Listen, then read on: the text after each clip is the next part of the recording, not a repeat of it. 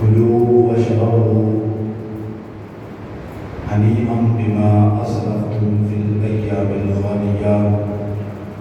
آمنت بالله صدق الله العظيم وصدق رسوله النبي الكريم الأمين ونحن على ذلك من الشاهدين والشاكرين. قال الله تبارك وتعالى في شأن حبيبه إن الله وملائكته يصلون على النبي يا أيها الذين آمنوا صلوا عليه وسلموا تسليما. بابا سے بولنے کھڑے کی پڑھیے الصلاۃ والسلام وعلى آلك وأصحابك يا نبي الله.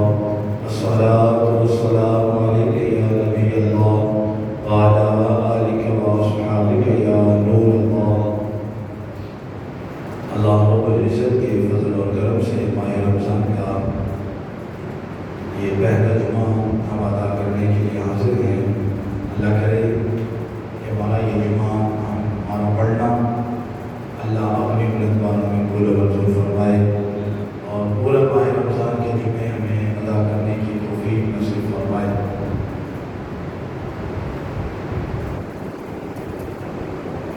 اللہ رب العزت نے قرآن مجید فرقان حمید کے اندر ارشاد فرمایا الذین آمنوا کتب علیکم الصیام. فرمایا کہ اے ایمان والو تم پر روزے فرض کیے گئے ہیں کما کتب علی الذین من قبلکم لعلکم تتقون. شاہ فرمایا کہ جیسے تم سے پہلے لوگوں پر روزے فرض کیے گئے تھے تم پر بھی روزے فرض کیے گئے ہیں. روزے کا جو سب سے بڑا مقصد ہے فرض کرنے کا اللہ رب العزت نے ارشاد فرمایا لعلکم تتقون تاکہ تمہیں پرہیزگاری حاصل ہو تم نیک بن جاؤ تمہیں تقویٰ مل جائے. صرف بھوکا رکھنا مقصد نہیں, صبح سے لے کر شام تک پیاسا رکھنا مقصد نہیں. اس کا مقصد کیا ہے کہ تمہیں پرہیزگاری مل جائے تمہیں تقویٰ مل جائے. ذرا اپنے گریبان میں سارے جان کے دیکھنا سوچنا اگر کہ ہمارا روزہ ہمیں نیکی کرنے سے باز رکھتا ہے تو حقیقی معنوں میں ہمیں روزے کا فائدہ نہیں مل رہا. اگر یہ روزہ ہمیں گناہ کرنے سے نہیں روک رہا تو سوچنا کہ جو روزے کا مقصد ہے وہ ہمیں حاصل نہیں ہو رہا. روزہ رکھ کر اگر ہم جھوٹ بول رہے ہیں تو روزے کا مقصد حاصل نہیں ہو رہا. روزہ رکھ کر اگر ہم دوسروں کی غیبت کرتے ہیں تو روزے کا مقصد حاصل نہیں ہو رہا. روزہ رکھ کر اگر ناپ تول میں کمی کرتے ہیں تو روزے کا مقصد حاصل نہیں ہوتا. روزہ رکھ کر اگر نماز نہیں پڑھتے تو بتاؤ یہ روزہ ہمیں کیسے تقویٰ دے رہا ہے. شاید فرمایا لعلکم تتقون. روزہ اس لیے فرض کیا ہے اس لیے تم پہ روزے فرض کیے گئے ہیں کہ تمہیں تقویٰ مل جائے تم نیک بن جاؤ. تم روزہ رکھو اور تمہیں بھوک کا احساس ہو اور تمہیں پتہ چلے کہ میں نے اللہ کی عبادت کرنی ہے, میں نے نمازیں پڑھنی ہے, میں نے قرآن مجید کی تلاوت کرنی ہے. اگر سارے برے کام بھی کر رہے ہیں اور روزہ بھی رکھا ہوا ہے تو سوچ لو سمجھ لو کہ یہ روزے کا جو حقیقی فائدہ وہ ہمیں حاصل نہیں ہو رہا. اللہ رب العزت روزے دار کو بڑے انعام و اکرام سے نوازتا ہے. ارشاد فرمایا سورہ حاقہ کے اندر فَهُوَ فِي عِيشَةٍ رَاضِيَةٍ بڑی جو ہے وہ اچھی زندگی گزارے گی. جن جنتی لوگوں کا اللہ نے ذکر کیا ان کے بارے میں ارشاد فرمایا کہ وہ بڑی عیش اور راحت کی زندگی میں ہوں گے. فی جنت عالیہ وہ بلند و مرتبہ والی جنت میں ہوں گے. فرمایا قطوفها دانیہ اس کے جو گچھے ہیں وہ جھکے ہوئے ہوں گے. پھر ارشاد فرمایا اللہ رب العزت ان کو ارشاد فرمایا کلوا واشربوا ہنیئا بما اسلفتم فی الايام الخالیہ. ان سے فرشتے کہیں گے کہ اب کھاؤ اب پیو, اب کھاؤ اور اب پیو. اس میں جو ارشاد فرمایا کس کے بدلے میں؟ ایام خالیہ کے بدلے میں. ایک تفسیر کے مطابق جو ہے وہ ایام خالیہ سے مراد یہ ہے کہ جو تم نے دنیا میں رہتے ہوئے جب تمہیں اللہ نے زندگی دی ہوئی تھی اس وقت جو تم نے اپنا کچھ وقت بھوک پیاس میں گزارا تھا آج اللہ کی عطا سے اس بھوکے پیاسے رہنے کے بدلے میں آج جنت کی نعمتیں کھاؤ جنت کی نعمتیں پیو. یہ اللہ روزے دار کو کتنا نوازے گا. یہ روزہ جو ہے روزہ اللہ رب العزت سے تعلق کا ایک بہت بڑا قوی ذریعہ ہے, بڑا مضبوط ذریعہ ہے روزہ. کیونکہ اللہ رب العزت سے انسان جب تعلق جو ہے وہ چند چیزوں کی ضرورت پیش آتی ہے. اس میں جو ہے وہ ایک چیز یہ ہوتی ہے کہ انسان کو اخلاص کی ضرورت آتی ہے. جب اللہ رب العزت کے قریب کوئی شخص ہو جاتا ہے تو تین بنیادی چیزیں ہیں جو انسان کو پیش نظر رکھنی ہوتی ہیں. ایک چیز یہ ہے کہ اس کو اخلاص کی بڑی ضرورت ہوتی ہے. اب روزے کے اندر اخلاص کیسا ہے, کتنا اخلاص روزے کے اندر پایا جا رہا ہے, ذرا دیکھیں. انسان نماز پڑھتا ہے تو اس کا ایک ڈھانچہ ہے, نماز پڑھے گا تو لوگوں کی نظر میں آئے گا, لوگوں کی نظر میں آئے گا. اگرچہ اس کے دل میں اللہ کی رضا ہے, اخلاص ہے, اللہ کی رضا کے لیے پڑھ رہا ہے, لیکن پھر بھی اس کو لوگ دیکھ سکتے ہیں. وہ زکوٰۃ ادا کرے گا, لوگ اس کو دیکھ سکتے ہیں. جس کو دے رہا ہے اس کو پتہ چل جائے گا اس نے میرے ساتھ نیکی کی ہے. حج کرے گا, لوگ دیکھیں گے وہ اس عبادت کرتا ہے, لوگ دیکھ سکتے ہیں. لیکن روزہ ایک ایسی عبادت ہے اگر کوئی پوچھے تو یہ جھوٹ بھی بول سکتا ہے, روزہ نہ بھی ہو یہ کہہ سکتا ہے میرا روزہ نہیں ہے, لیکن اس کے اندر اخلاص ایسا ہے کہ اللہ کے لیے, اللہ کی رضا کے لیے اس نے روزہ رکھا ہوا ہے. اس کے علاوہ اور اللہ کے علاوہ کسی اور کو پتہ ہی نہیں کہ اس کا روزہ ہے کہ نہیں. یہ اخلاص ہے, صرف اللہ کے لیے روزہ رکھا جاتا ہے. سب سے دوسری جو وجہ ہے وہ یہ ہے کہ ایمان بالغیب, انسان کا ایمان پختہ ہو جاتا ہے. وہ کیسے کہ اب جو ہے وہ کسی روزہ دار کو آپ جب ایک بند پولٹری میں بند کر دیں, ڈیری پولٹری میں بند کر دیں, 7 کمروں میں بند کر دیں اور اس کے آگے آپ اعلیٰ سے اعلیٰ مشروبات رکھیں, اس کے آگے اعلیٰ سے اعلیٰ آپ آگے رکھیں, وہ نہیں کھاتا, وہ نہیں کھاتا. سارے بولے وہ نہیں کھاتا. روزے دار ہے یار, کتنے بھی کمزور ایمان والا ہو, اس نے روزہ رکھا ہوا ہو تو اس کے سامنے آپ اعلیٰ سے اعلیٰ شربت رکھ دیں, سب سے چھپا کے بند کمرے میں, اس کے آگے آپ اعلیٰ شربت رکھیں, اعلیٰ قسم کا کھانا رکھیں. وہ نہیں کھاتا. اس کو پتا ہے کہ یار میں اپنے بھائیوں سے چھپ گیا ہوں, میں اپنے رشتے داروں سے چھپ گیا ہوں, مجھے میرے والدین نہیں دیکھ رہے, مجھے میرے دوست احباب نہیں دیکھ رہے. اب اس کا ایمان یہ کہتا ہے کہ یار جس اللہ کے لیے روزہ رکھا ہے وہ اللہ مجھے دیکھ رہا ہے, وہ اللہ مجھے دیکھ رہا ہے. میرے یار مجھے نہیں دیکھ رہے, میرے دوست مجھے نہیں دیکھ رہے, میرے جاننے والے, میرے پہچاننے والے, میرے ساتھ بیٹھنے والے, اٹھنے والے, میں ان کی نظروں سے اوجھل ہو گیا ہوا ہوں. یہ شربت میرے سامنے رکھا ہے, یہ کھانا میرے سامنے رکھا ہے, لیکن وہ روزے دار نہ کھاتا ہے نہ پیتا ہے. وجہ کیا ہے؟ وجہ یہ ہوتی ہے اسے پتا ہے کہ میں نے لوگوں کے لیے روزہ نہیں رکھا, میں نے یاروں کے لیے روزہ نہیں رکھا, میں نے اپنی اماں کے لیے روزہ نہیں رکھا, اپنے ابے کے لیے روزہ نہیں رکھا, میں نے اپنے عزیز و اقارب کے لیے روزہ نہیں رکھا. میں نے جس اللہ کے لیے روزہ رکھا ہے وہ اللہ مجھے دیکھ رہا ہے. یہ اس کا ایمان بن جاتا ہے. یہاں پہ ایک جملہ کا خدا کی قسم زندگی سنوارنے والا جملہ ہے. یارو جب یہ ہمارا روزے کی حالت میں, جب یہ عقیدہ, جب یہ نظریہ, جب ہمارا یہ ایمان بن جاتا ہے یار اللہ مجھے دیکھ رہا ہے, ذرا سوچ رہے جب بند کمرے میں بیٹھ کے ہم گناہ کر رہے ہوتے ہیں اس وقت ہمارا یہ عقیدہ کہاں چلا جاتا ہے. جب ہم کسی کے ساتھ دھوکہ فریب کر رہے ہوتے ہیں, جب جھوٹ بول رہے ہوتے ہیں, اس وقت ہم یہ سوچتے ہیں لوگ مجھے نہیں دیکھ رہے, کسی کو کچھ پتا نہیں کر سکتا میں کسی کے ساتھ کیا کر رہا ہوں. اس وقت بھی یہ سوچنا کہ یار جس کے ساتھ دھوکہ کر رہا ہوں اسے نہیں پتا, میں جھوٹ بول رہا ہوں سامنے والے کو نہیں پتا, میں غیبت کر رہا ہوں جس کی کر رہا ہوں اس کو نہیں پتا, ناپ تول میں کمی کر رہا ہوں جس کے ساتھ کر رہا ہوں اس کو نہیں پتا, لیکن میرے اللہ کو پتا ہے, میرے اللہ کو پتا ہے, میرا اللہ دیکھ رہا ہے. جب ہمارا یہ عقیدہ, یہ نظریہ اور جگہوں پر بھی بن جائے گا تو پھر ہم گناہوں سے باہر رہنے میں کامیاب ہو جائیں گے. پھر ہم کسی کے ساتھ دھوکہ نہیں کریں گے, ہم کسی کے ساتھ جھوٹ نہیں بولیں گے. ایک چیز یہ ہوتی ہے کہ روزے دار جو ہے یہ بڑا امانت والا بن جاتا ہے. کیوں کہ یہ روزہ اللہ تعالیٰ کی طرف سے دی ہوئی ایک روزے دار کو سوغات ہے. اس میں جو ہے وہ جو روزہ رکھتا ہے اس کے اندر اخلاص بھی پایا جاتا ہے, ایمان بالغیب بھی ہے, اس کے اندر امانت بھی پائی جا رہی ہے.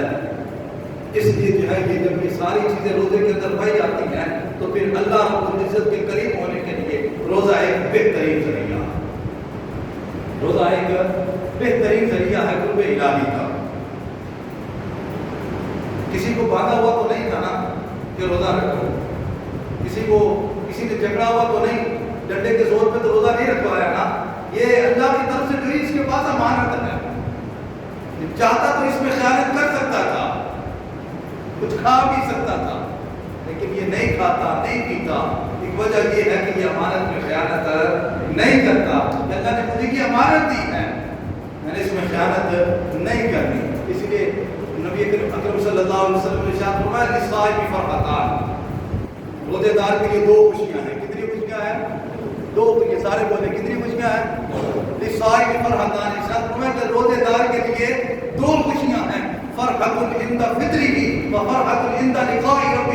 ارشاد فرمایا کہ ایک خوشی تو ہر روز جب وہ افطار کرتا ہے اس وقت اسے نصیب ہوتی ہے، اس وقت وہ خیال کر رہا ہوتا ہے یار میرے اللہ نے مجھ پہ روزہ فرض کیا ہے، میرے اللہ نے مجھے حکم دیا ہے کہ میں نے طلوع فجر سے لے کر غروب آفتاب تک نہ کچھ کھانا ہے نہ کچھ پینا ہے، ایسا کوئی کام نہیں کرنا جس کی وجہ سے میرا روزہ ٹوٹ جائے۔ میں کتنا اچھا بندہ ہوں، میں کتنا نیک بندہ ہوں، میں کتنا فرمانبردار بندہ ہوں، اپنے اللہ کا کتنا میں فرمانبردار بندہ ہوں کہ یار اللہ نے حکم دیا کہ نہیں کھانا، میں نے نہیں کھایا، اللہ نے حکم دیا میں نے نہیں پیا، اللہ کا یہ فرمانبردار بندہ بن جاتا ہے۔ ایک خوشی اس وقت ہوتی ہے جب یہ افطار کرتا ہے، اس کے اندر یہ خوشی پیدا ہو رہی ہوتی ہے کہ میں نے اپنے اللہ کا حکم مانتے ہوئے آج سارا دن روزہ رکھا۔ فرحۃ عند فطرہ، افطار کے وقت سے ایک خوشی نصیب ہوتی ہے، اور فرحۃ عند لقاء ربہ، ارشاد فرمایا کہ دوسری خوشی جب ہوگی جب روزے دار کو اللہ اپنا دیدار نصیب فرمائے گا۔ یہ دوسری خوشی روزے دار کو ملے گی۔ ایک خوشی روزانہ جس نے نہیں روزہ رکھا ہوتا گھر میں وہ بھی بیٹھ کے افطار کرتا ہے، لیکن خدا کی قسم جو روزے دار کو پانی پینے کا مزہ آتا ہے اس کا اپنا ہی ہوتا ہے، جو اس کو کھجور کھانے کا مزہ آتا ہے اس کی بہاریں اور ہوتی ہیں، جو اس کو کھانا کھانے کا مزہ آتا ہے اس کی جو لذت ہی اور ہوتی ہے۔ دوسرے بھی کھا رہے ہوتے ہیں، جو سحری میں روزہ دار کھانا کھاتا ہے اس کی اپنی بہاریں ہیں، اس کی اپنی رونقیں ہیں۔ فرحۃ عند فطرہ وفرحۃ عند لقاء ربہ، ایک افطار کے وقت خوشی نصیب ہوتی ہے اور ایک اس کو جب اللہ اپنا دیدار نصیب کرے گا جب خوشی ملے گی۔ یہ روزے دار کو اللہ خوشی عطا فرماتا ہے۔ اور نبی کریم علیہ الصلوۃ والسلام نے یہ حدیث قدسی ہے، ارشاد فرمایا کہ بندے کا ہر نیک عمل اللہ رب العزت کے ہاں کئی گنا تک جو ہے وہ بڑھا دیا جاتا ہے۔ ہم سنتے ہیں کہ ایک نیکی کرو تو کتنی ملے گی؟ 10۔ ایک نیکی کرو تو 700 گنا تک بھی ملے گی۔ پھر ایک مقام میں اللہ نے چاہا یضاعف من یشاء، اللہ جس کے لیے چاہے اس سے بھی بڑھا کے اجر عطا فرماتا ہے۔ لیکن جب روزے کی باری آئی اللہ رب العزت نے ارشاد فرمایا، حدیث قدسی ہے، نبی کریم علیہ الصلوۃ والسلام نے ارشاد فرمایا الا الصوم فانه لي وانا اجزي به، اللہ ارشاد فرماتا ہے کہ روزہ میرے لیے ہے اور اس کی جزا بھی میں عطا فرماؤں گا۔ کیا نماز پڑھتے ہیں کس کے لیے؟ اللہ کے لیے۔ زکوٰۃ دیتے ہیں کس کے لیے؟ اللہ کے لیے۔ حج کرتے ہیں کس کے لیے؟ اللہ کے لیے۔ ساری باتیں کرتے ہیں کس کے لیے؟ اللہ کے لیے۔ اس کا ثواب کون عطا فرماتا ہے؟ اللہ عطا فرماتا ہے۔ نماز پڑھے اللہ کے لیے، ثواب کون عطا فرماتا ہے؟ اللہ۔ زکوٰۃ دیتے ہیں اللہ کے لیے، ثواب کون عطا فرماتا ہے؟ اللہ۔ حج کرتے ہیں اللہ کے لیے، ثواب بھی اللہ عطا فرماتا ہے۔ لیکن روزے کے اندر جیسے میں نے عرض کیا کہ اخلاص بھی زیادہ ہے، ایمان بالغیب بھی زیادہ ہے۔ روزے دار اور اللہ کے علاوہ کوئی تیسرا بندہ جانتا ہی نہیں کہ اس کا روزہ ہے یا نہیں ہے۔ ارشاد فرمایا کہ نماز پڑھتے ہو تو کوئی اور دیکھ سکتا ہے، حج کرتے ہو تو کوئی اور دیکھ سکتا ہے، زکوٰۃ دیتے ہو تو کوئی اور دیکھ سکتا ہے، لیکن روزہ اس بندے کو پتا ہے یا اللہ کو پتا ہے اس کا روزہ ہے، یہ بندہ اللہ کے لیے روزہ رکھتا ہے۔ ارشاد فرمایا روزہ میرے لیے ہے، اس کی جزا بھی میں ہی عطا فرماؤں گا۔ 700 گنا تک اور اعمال کی جزا ہے، لیکن روزے کا ثواب اللہ اس سے بھی زیادہ عطا فرمائے گا۔ یہ اللہ تعالیٰ ہمیں جو ہے وہ اتنا روزے دار پر نوازتا ہے۔ یا ذرا دیکھو تو پھر میں نے جیسے عرض کیا کہ روزے کا جو اصل مقصد ہے وہ کیا ہے؟ لعلکم تتقون، تم پرہیزگار بن جاؤ، تمہیں تقویٰ نصیب ہو جائے۔ تو ذرا سوچنا کہ سارا رمضان گزر جائے اور ہمیں جو ہے وہ بعد میں نماز پڑھنے کی توفیق نہ ملے، تو سوچنا کہ ہمارے روزے نے ہمیں فائدہ نہیں دیا، جو اصل مقصد تھا وہ ہم حاصل نہیں کر سکے۔ تو جو اصل مقصد ہے ہم نے اس کو حاصل کرنا ہے۔ امام غزالی رحمۃ اللہ تعالیٰ علیہ نے ایک بزرگوں کے حوالے سے لکھا ہے، آپ فرماتے ہیں کہ ابن سمہ رحمۃ اللہ تعالیٰ علیہ، آپ نے ایک مرتبہ جو ہے وہ اپنی زندگی کا حساب لگاتے ہوئے اپنے گناہوں کو شمار کیا۔ اپنی سے جب زندگی انہوں نے نوٹ کی، کاؤنٹ کی، تو ان کے جو ہے وہ 60 سال بنے۔ کتنے بنے؟ 60 سال بنے۔ اب جب انہوں نے 60 برسوں کو 12 سے ضرب کیا تو یہ 720 مہینے بنے. کتنے مہینے بنے؟ 720 مہینے بنے. وہ اللہ کے ولی، اللہ کا قرب حاصل ہے. اپنی زندگی کو انہوں نے یوں گزارا. پہلے جب اپنے سالوں کو شمار کیا تو زندگی کے 60 سال بنے. 60 کو انہوں نے 12 سے جو ہے ضرب دیا تو 720 مہینے بنے.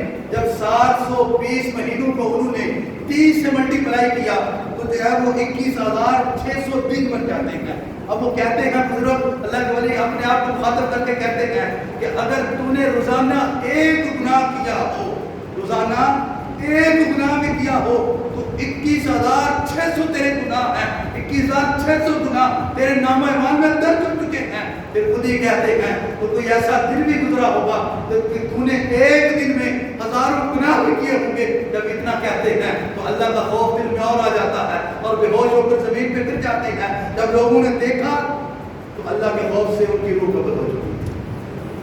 یار یہ لوگ ہیں اپنے گناہوں کو یاد کرتے تھے.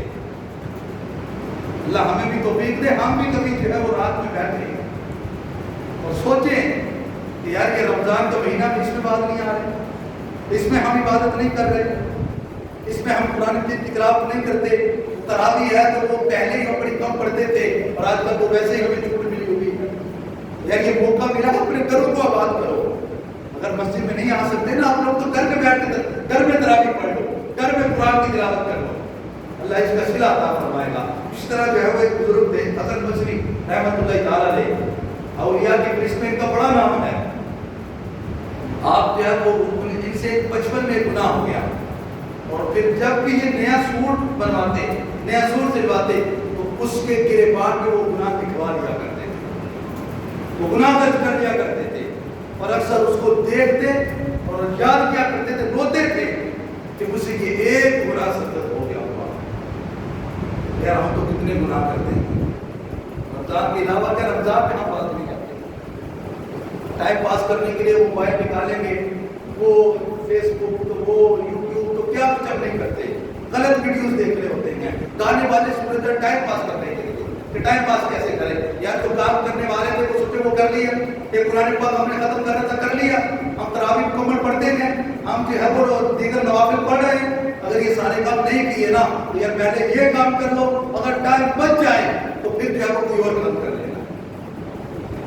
پہلے یہ کام تو کرو جو کرنے والے ہیں. بزرگ فرماتے ہیں کہ کرنے والے کام کرو ورنہ نہ کرنے والے کاموں میں پڑ جاؤ.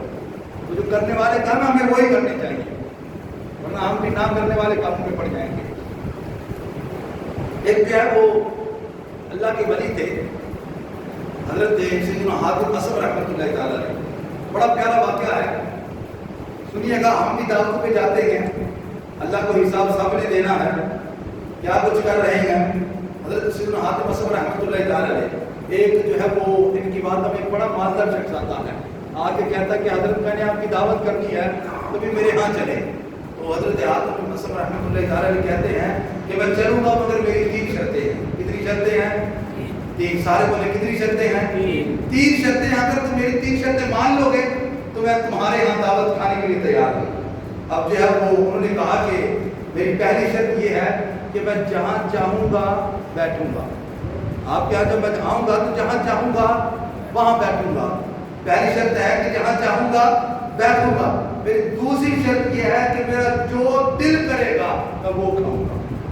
میرا جو دل کرے گا میں وہ کھاؤں گا اور جو میں کہوں گا. تیسری شرط میری یہ ہے کہ جو میں کہوں گا آپ کو کرنا، میری بات ماننی پڑے گی.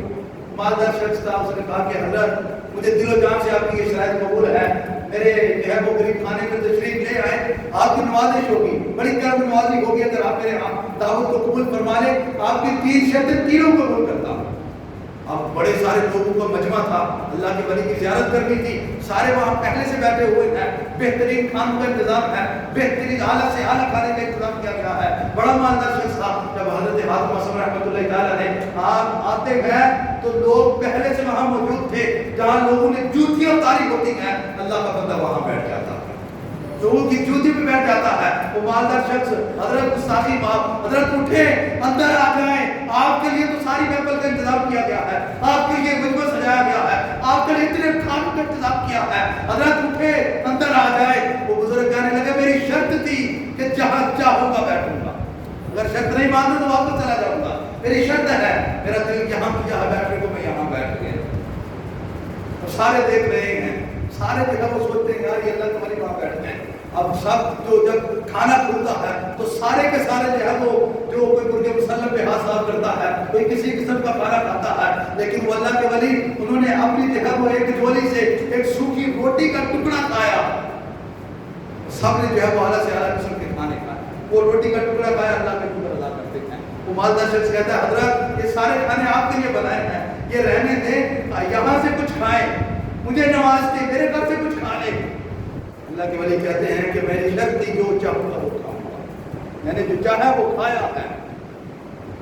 अब तीसरी जब ये सारा मामला हुआ, लोग फारिग हुए खाने से, तो आपने कहा कि एक चूल्हा लेकर आओ और एक तवा लेकर आओ और उसको गर्म करो। अब चूल्हा जलाया जाता है, उस तवे को गर्म किया जाता है, जब जो है वो सुर्ख हो जाता है तवा, वो अल्लाह के वली उस तवे पे खड़े हो जाते हैं और अल्लाह की बारगाह में अर्ज करते हैं, बोले करीम आज मैंने ये सूखी रोटी का टुकड़ा खाया है, ये गर्म तवे पे खड़े होके इसका हिसाब देता हूँ। मौला रोज़े क़यामत मुझसे इसका हिसाब ना लेना, मैं दुनिया में इस सूखी रोटी का जो टुकड़ा खाया है इसका हिसाब देता हूँ। अब आप जो है वो उस तवे से नीचे आ जाते हैं, नीचे आकर के ऐलान करते हैं, लोगों मैंने सूखी रोटी का टुकड़ा खाया है, इसका हिसाब मैंने दे दिया है, आपने जो जो कुछ खाया है सारे बारी बारी अब इस तवे पे खड़े होते जाओ और अपना अपना हिसाब देते जाओ। सारे अर्ज करते हैं हजरत आप तो अल्लाह के वली हैं, आपको तो अल्लाह का कुर्ब हासिल है, आप तो ये काम कर सकते हैं, हम तो गुनाहगार, ये कहाँ गरम तवा और कहाँ हमारे नरम नरम कदम, हम ये हिसाब नहीं देख सकते। वो बुजुर्ग कहते हैं, वो आके समझाने लगे, वो लोगों तुम आज एक वक्त के खाने का हिसाब इस गरम तवे पे खड़े होकर नहीं दे सकते, जरा सोचो सारी जिंदगी का हिसाब मैदान महशर में कैसे अदा करोगे, मैदान महशर में कैसे सारी जिंदगी का हिसाब अदा करोगे। यार अभी वक्त है, अभी समझ जाओ, अभी अल्लाह की बारगाह में झुक जाओ, अभी अल्लाह से दुआ कर लो, अल्लाह माफ फरमाने वाला। एक बच्चा था एक छोटा सा, और रात को जब वो उठ कर रोने लगा, उसके बाप तो बाप होता है, उसकी मोहब्बत जो है वो कहता है कि बच्चे तू क्यों रो रहा है, बच्चे तू क्यों रोता है। अब बच्चा कहने लगा कि वालिद साहब कल जुमेरात है और उस्ताद साहब ने जो है वो पूरे हफ्ते के जो असबाक में पढ़ाए थे उनका टेस्ट होगा, अगर मैं टेस्ट में फेल होगा मुझे याद नहीं, मैंने तैयारी नहीं की, अगर मैं फेल हो गया तो मुझे मार पड़ेगी। और वो वालिद सोचने लगा कि यार ये तो बच्चा एक हफ्ते का टेस्ट देना है और वो स्कूल का मदरसे का उस्ताद उसको जो है वो धोखा दिया जा सकता है, चमका दिया जा सकता है, लेकिन मैंने तो सारी जिंदगी का अपने रब को हिसाब देना है, मैंने तो, और ये एक हफ्ते का टेस्ट है, इसको याद नहीं तो ये रो रहा है, इसको इतनी परवाह है और मैं गफलत की चादर लेकर सो रहा हूँ, मैंने तो सारी जिंदगी का हिसाब देना है। चलो सोचो हम किस तरह अल्लाह को हिसाब देंगे। ये माह रमजान आया है, इसमें इबादत कर लो, जो रोजे का मकसद है तकवा, मुत्तकी बन जाओ, नेक बन जाओ, परहेजगार बन जाओ, फिर जो है वो रोजे का असल मकसद में हासिल होगा। फिर अल्लाह ने चाहा तो ये जो माह रमजान जुमे की हर घड़ी में अल्लाह लाखों की बकरी फरमाता, जब माह रमजान आता है तो जुमे की हर घड़ी में अल्लाह लाखों की बकरी फरमाता है। यार कभी हम भी तो इफ्तार के वक्त दुआ करें हाथ उठाकर, बोला जिनको तूने बख्शा है या जिनको तू बख्शेगा उन बख्शे को हमारा भी नाम दर्ज करना है। नियत करते हैं कि हम सारे रमजान इस तरह गुजारेंगे, दुआएं करते हुए, तरावी पढ़ते हुए, तहज्जुद पढ़ते हुए, सहरी में उठते हैं हम लोग। मैंने पहले भी ये पैगाम दिया था कि हम सहरी में उठते हैं तो 5-10 मिनट अगर पहले उठ जाए, तो यार पता नहीं रमजान के बाद हमें फजर पढ़ना भी नसीब नहीं होती, सहरी करने के लिए हम उठते हैं ना तो 5-10 मिनट पहले उठ जाए और 4-5 नफल 10 नफल जो है वो हम तहज्जुद के दाम, ये अजीम मौका हमें रमजान में मिलता है। अल्लाह मुझे और आप सबको अमल करने की तौफीक नसीब फरमाए। हमारे